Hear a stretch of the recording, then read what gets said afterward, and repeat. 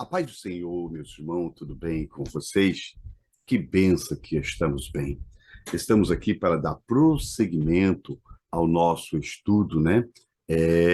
Nas cartas aos Filipenses. E hoje, no capítulo 3, vamos falar do versículo 4 ao versículo 8, né?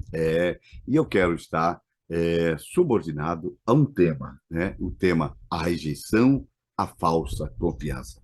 Gostaria que você pegasse a sua Bíblia, né, e abrisse aí no capítulo 3, né, e vamos ler o versículo 4 ao versículo 8. Enquanto você abre, eu vou estar fazendo uma oração. Senhor, meu Deus e meu Pai, eu quero te louvar por essa oportunidade maravilhosa de estarmos aqui, Senhor. Ó Deus, aprendendo de Ti, que é manso e humilde de coração. Em nome de Jesus, quero invocar o teu Espírito Santo para que ele possa nos convencer aqui nesta oportunidade a assimilar, papai, a tua vontade, aprender a tua verdade e colocar em prática em nossas vidas, em nome de Jesus. Amém, amém. Graças a Deus. Vamos abrir a nossa Bíblia e vamos ler. Diz assim o versículo 4: ainda que também podia confiar na carne, se algum outro cuida que pode confiar na carne, ainda mais eu, circuncidado ao oitavo dia, da linhagem de Israel, da tribo de Benjamim, hebreu de hebreus, segundo a lei, fui fariseu, segundo o zelo perseguidor da igreja, segundo a justiça que há na lei, irrepreensível. Mas o que para mim era ganho, reputei o perda por Cristo. E, na verdade, tenho também por perda todas as coisas pela excelência do conhecimento de Cristo Jesus, meu Senhor, pela qual sofri a perda de todas estas coisas e as considero como escória ou esterco, né, para que possa ganhar a Cristo. Amém? Graças a Deus. Meus queridos, nós vemos aqui o apóstolo Paulo, né? Ele se colocando como um exemplo de alguém que confia profundamente no Senhor Jesus Cristo e não confia nos privilégios que ele tinha. No caso aqui, no privilégio de ser israelita. Quando lemos essa passagem, nós vamos ver o apóstolo Paulo revelando aos filipenses, né, o quanto ele podia se orgulhar, que ele podia se gloriar no fato de ser judeu, no fato dele ser fariseu, tá? E ninguém que leia esta passagem, tá? Eu creio que não tem nem mesmo o direito de pensar que Paulo está desprezando a sua origem, está desprezando a sua formação religiosa, né?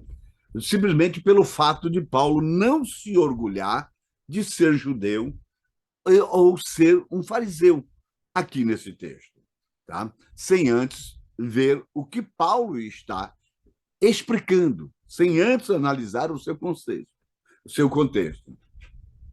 Se Paulo tivesse que se orgulhar e confiar na carne, né, nesse fato, nessas coisas, né, Paulo teria um motivo suficiente para orgulhar e confiar mais do que qualquer outra pessoa. É isso que ele está escrevendo. Ainda que também podia confiar na carne, se algum outro cuida que pode confiar na carne, ainda mais eu, né? Ou seja, eu sou judeu, né, no versículo 4. Paulo tinha tanto motivo para orgulhar, né? Tanto quanto qualquer outro judeu, tá? Veja bem, o Paulo vai expor essas coisas, os seus privilégios hereditários. Ele não era um prosélito, né? Ele não era um estrangeiro, né? Ele não era uma pessoa mestiça, tá? Mas ele era um israelito nato, que ele diz aqui, olha, eu venho da linhagem de Israel. Nós lemos aqui, né, que ele vem da linhagem da tribo de Benjamim. Paulo era um benjamita, né? Ou seja, ele era da tribo de Benjamim, e a tribo de Benjamim era uma tribo que cuidava do templo, né? Essa tribo adquiriu esse direito, por quê? Ficou do lado da tribo de Judá, né? Quando houve a divisão do reino do norte para o reino do sul, né? Tá? Quando por questão daquela situação de Salomão, né? Deus usou a Jeroboão para ser o líder da tribo do norte, né? Enquanto Roboão seria o líder da tribo do sul, né? E a tribo do sul era formada por Judá e Benjamim, né? E chamava Judá, enquanto que a tribo do norte chamava Israel, tá? Benjamim, né? Era o filho predileto de Abraão, era o filho predileto do pai e se tornou a tribo favorita também, né, juntamente com Judá, para formar a tribo de Judá, né? Então, Paulo vai dizer agora, olha, eu tenho origem, né? Essas coisas eu tenho. Eu sou hebreu de hebreu, ou seja, dos dois lados, tá? A minha mãe é hebreia, o meu pai é hebreu, né? E de geração em geração, nenhum dos meus ancestrais foram casados com gentil. Eu sou nato, eu sou puro sangue, Paulo estava dizendo. Eu sou um puro sangue hebreu, né? Paulo podia se orgulhar, podia se ufanar também, né, da sua relação com a lei, né, da sua relação com o concerto, né, tá? Porque ele vai dizer, né, que ele respeitou a lei em todo o seu sentido, porque ele foi circuncidado ao oitavo dia. Não é isso que está escrito aqui no versículo 5, tá? Paulo tinha o sinal do concerto de Deus na sua carne. Ele foi circuncidado, né, no dia designado por Deus, que é o oitavo dia. Quanto ao conhecimento do apóstolo Paulo, tá? Ele foi criado, conforme ele mesmo diz em Atos 22:3, aos pés de Gamaliel. Ele foi instruído em todo o conhecimento dos judeus, instruído conforme a verdade da lei dos seus pais. Olha o que ele diz no versículo 3 do capítulo 22 de Atos dos Apóstolos. Quanto a mim, sou judeu, nascido em Tarso, da Cilícia, e nesta cidade, né, e nessa cidade onde ele está falando, né, tá? Onde ele está dando o seu testemunho, né? Foi criado aos pés de Gamaliel, instruído conforme a verdade da lei de nossos pais, zelador de Deus, como todos vós hoje sois, tá? Paulo também era, conforme ele escreveu no versículo 6 do capítulo 23 de Atos dos Apóstolos, veja o que ele escreveu. E Paulo, sabendo que uma parte era de saduceu e outra de fariseu, clamou no conselho: Homens, irmão, eu sou fariseu, filho de fariseu. No tocante à esperança e ressurreição dos mortos, sou julgado. Ele está dizendo: eu tenho origem, meu pai era fariseu e eu sou fariseu. Paulo também vai dizer, no capítulo 26 de Atos dos Apóstolos, no versículo 5, olha, e sabendo de mim, desde o princípio, se o quiserem testificar, que conforme a mais severa seita da nossa religião, vivi fariseu. Eu até aqui fui fariseu, né? Ou até me converter, melhor dizendo, ao cristianismo, eu fui um fariseu, tá? Olha, ele também vai dizer, né? Olha, segundo a, a justiça que há na lei, irrepreensível. Ou ele está dizendo, eu tive uma conversão irrepreensível e até aqui ninguém pode falar nada de mim. Até onde a exposição da lei pelos fariseus ia e até onde, né, o acordo com a mera letra da lei e a observância exterior da lei Paulo podia, né, ficar livre, porque ele não tinha nada que acusasse ele, que um dia ele quebrou a lei, tá? Então, quanto à lei, ele foi irrepreensível, tá? E agora, né, ele, né, se converte a Deus, tá? De uma forma irrepreensível. Ninguém poderia falar nada dele quanto fariseu, quanto judeu, né? Olha, Paulo tinha sido um homem ativo, né, a favor do farisaísmo, tá? É, ele fez uma profissão de fé, tá? Firme a respeito do farisaísmo, sobre o título e o caráter de um fariseu. Ele foi perseguidor da igreja. Ele perseguia aqueles que ele entendia como inimigo do farisaísmo. Ele vai escrever: segundo o zelo, fui perseguidor da igreja. Paulo era um homem sincero, embora ele tivesse um zelo, né, sem o conhecimento para dirigir e governar o exercício desse zelo. Até porque ele diz que ele era zeloso para com Deus, né, no capítulo 22 de Atos dos Apóstolos, no versículo 3 e 4. Como todos vós hoje sois, persegui esse caminho até a morte. Tá? Então, ele era sincero, verdadeiro naquilo que ele acreditava. Como um fariseu, ele fazia o exercício, ainda que ele não tinha o conhecimento, tá? Para governar, tá? O exercício desse zelo, um conhecimento de Cristo, tá? Tudo isso seria suficiente para deixar um judeu orgulhoso. Todas essas coisas que nós estamos falando, ou estas coisas que nós estamos falando, tá? Para seria suficiente para fundamentar a sua justificação, tá?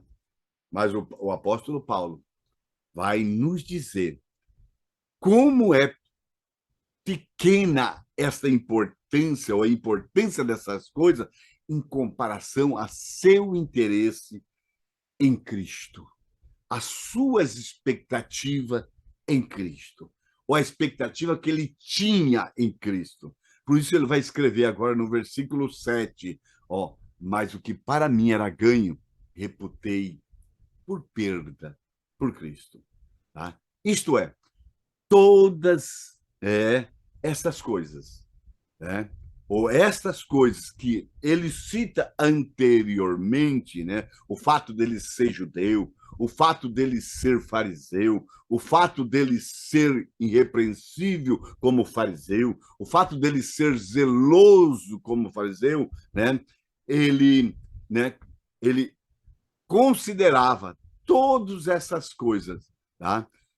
Enquanto ele era fariseu. Mas ele pega tudo isso, vai reputar como perda por Cristo. Ou seja, né, é como se Paulo estivesse dizendo para nós, né, eu ia me considerar um perdedor se, valorizando essas coisas, o quê? Que coisas são essas? Valorizando o fato de eu ser judeu, o fato de eu ser fariseu, de eu ser irrepreensível, de eu ser zeloso, né? Se eu valorizasse essas coisas, eu perdesse o meu interesse por Cristo, isso tudo seria eu um fracassado, um perdedor, tá? E agora, né, Paulo, né, vai considerar tudo isso como perda, não somente insuficiente para enriquecê-lo, né, mas essas coisas certamente iria empobrecer ele, iria destruir ele, se ele confiasse nessas coisas, tá? Em oposição a Cristo. Tá? Tá? Olha, o apóstolo Paulo não só em nenhum momento ele persuadiu os filipenses a fazer qualquer coisa que ele não fizesse. Tá? Paulo não pediu para que os filipenses deixassem de fazer qualquer coisa que ele também não deixasse. Paulo não estava pedindo aos filipenses para que eles se arriscassem em alguma coisa em que o próprio apóstolo Paulo não tivesse arriscado a sua vida, a sua alma imortal. Olha o que ele vai escrever no versículo 8. E, na verdade, tenho também por perda todas as coisas, pela excelência do conhecimento de Cristo Jesus, o meu Senhor. Olha, que coisa que Paulo vai explicar aqui. O apóstolo Paulo, tá? Ele nos fala que ambicionava, que procurava alcançar. E o que, que ele ambicionava e o que, que ele procurava alcançar? Era o conhecimento de Jesus Cristo, o seu Senhor. O que, que ele buscava? Uma familiaridade experimental com o seu Senhor, ter experiência com o seu Senhor. O que ele ambicionava? Né? A confiança com Cristo como o seu Senhor. Não, Paulo não estava buscando, não estava aspirando, né, meramente a algo imaginário, especulativo, mas um conhecimento prático e eficiente. Sim, sim, sim, sim. É isso que ele estava procurando, tá? Ah, assim, o conhecimento às vezes, é colocado no lugar da fé, como diz em Isaías 53:11, né? Com o seu conhecimento, ou o conhecimento dele, o meu servo, o justo, justificará a muito. É essa é a superioridade, né, do conhecimento. O conhecimento vivido e praticado. Ele queria viver Cristo. Tá? Existe uma superioridade abundante e transcendente na doutrina de Cristo, no cristianismo, acima de todo o conhecimento da natureza, tá? E progresso da sabedoria humana, pois essa doutrina de Cristo é justa aos pecadores caídos, e as doutrinas de Cristo supre com tudo o que eles precisam, tudo o que eles necessitam e tudo o que eles possam desejar e tudo o que eles possam esperar, com toda a sabedoria salvadora e graça salvadora. O apóstolo Paulo, né, está nos revelando, né, de que forma tinha desistido dos seus privilégios como judeus, como judeu e como fariseu. E, na verdade, a sua expressão surge como triunfo, como vitória para ele. Paulo, quando menciona os seus privilégios, né, estas coisas, né, é, é, ele está se referindo justamente a essas coisas. Mas no versículo 8 ele vai falar de todas as coisas, ou seja, todos os prazeres mundanos é mero privilégios exteriores, ou qualquer coisa que pudesse estar competindo com Cristo, né? Pelo trono do seu coração, ou coisas que se candidatasse a receber mérito, ou recompensa, ou elogio, ou glória, tá? Quando o apóstolo Paulo falou que reputava essas coisas como perda, podemos perguntar, podemos fazer uma pergunta. Paulo continuava na mesma posição e não se arrependeu de ter renunciado a estas coisas? Não, claro que não. Tá? Olha, agora ele está falando no tempo presente, aqui na Bíblia. Na verdade, tenho também, né? Olha o versículo 8. Na verdade, tenho também, por perda, todas as coisas. Ele está dizendo no tempo presente. Mas podemos dizer que isso é fácil de dizer, né? Mas Paulo faria essas coisas se chegasse o dia mal? Claro, ele está preso, tá? Claro. Paulo está nos relatando que tinha agido da mesma forma, tá? De acordo com a estimativa que ele estava vivendo, pela qual sofria a perda de todas essas coisas. Tudo, tudo, tudo.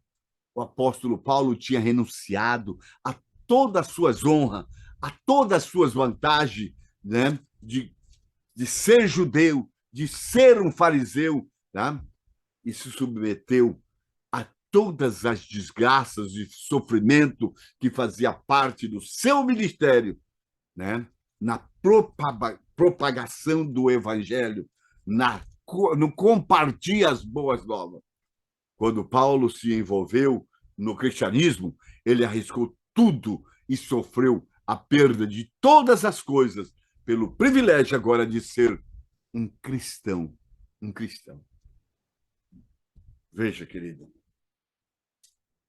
ele não só reputou a perda, mas a reputava como esterco. No grego, a palavra esterco significa skaibala, que significa, sabe o quê? Restos lançados aos cachorros. Então, todas as coisas ele lança como o resto lançado aos cachorros, né?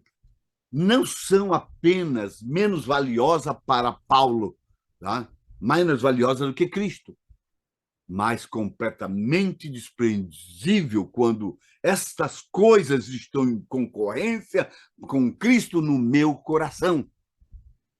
Observe, querido, né? O Novo Testamento nunca fala da graça salvadora em termos de diminuição, mas pelo contrário.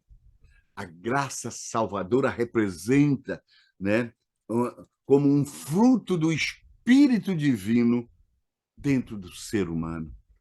A graça salvadora é a imagem de Deus na alma do ser humano. A graça salvadora é a natureza divina no ser humano. A graça salvadora é a semente de Deus no coração do homem. A fé é chamada de fé preciosa. E o conhecimento produz fé. E a fé é chamada de fé preciosa. Né? E a mansidão é preciosa diante de Deus. Olha o que Pedro vai dizer em 1 Pedro, capítulo 3, versículo 4. Mas o homem encoberto, no coração, no incorruptível traje de um espírito manso e quieto, que é precioso diante de Deus. Mansidão é preciosa diante de Deus. Olha o que Paulo vai dizer em 1 Pedro, capítulo 1, versículo 1. Simão Pedro, servo e apóstolo de Jesus Cristo, aos que conosco alcançaram a fé igualmente preciosa pela justiça do nosso Deus e Salvador, Jesus Cristo. Queridos, que lindo, que maravilha! Paulo não aceitava nada que concorria com Cristo no seu ou pelo seu coração. Paulo não aceitava que a sua esposa concorresse com Cristo no trono do seu coração. Paulo não aceitava, né? Não, o fato dele ser judeu concorresse com o trono do seu coração, concorresse com Cristo pelo trono do seu coração. Querido, nós temos que refutar tudo aquilo que concorre com Cristo pelo trono do meu coração, ou do nosso coração, em nome de Jesus. Amém, amém. Que Deus vos abençoe em Cristo Jesus. Amém, querido? A paz do Senhor.